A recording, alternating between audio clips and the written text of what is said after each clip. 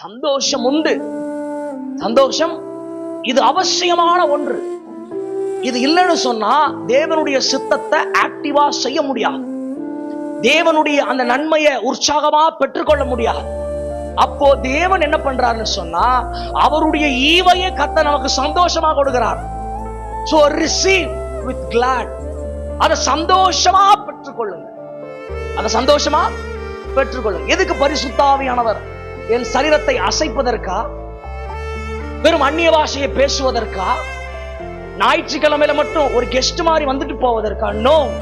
அந்த பரிசுத்த ஆவியானவர் எதுக்குன்னு சொன்னா அந்த பரிசுத்த ஆவியானவர் சபையின் மேல் வந்திருப்பது, வாக்குத்தத்தம் பண்ணப்பட்டிருப்பது, அந்த பரிசுத்த ஆவியின் மூலமாய் சபைக்கு அந்த சந்தோஷத்தின் ஈவு கிடைப்பதற்காக, அந்த பரிசுத்த ஆவியின் மூலமாய் ஆவிக்குரிய பிள்ளைகளுடைய வாழ்க்கையில அந்த நித்திய சந்தோஷம் வெளிப்படுவதற்காக, அதற்குத்தான் அந்த பரிசுத்த ஆவியை சபைக்கு தேவன் கொடுத்திருக்கிறார்.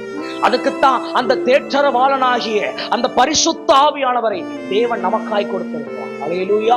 அப்போ அந்த பரிசுத்த ஆவியினால் நமக்கு என்ன ஈவு கிடைக்கிறது? சந்தோஷத்தின் ஈவு நமக்கு கிடைக்கிறது.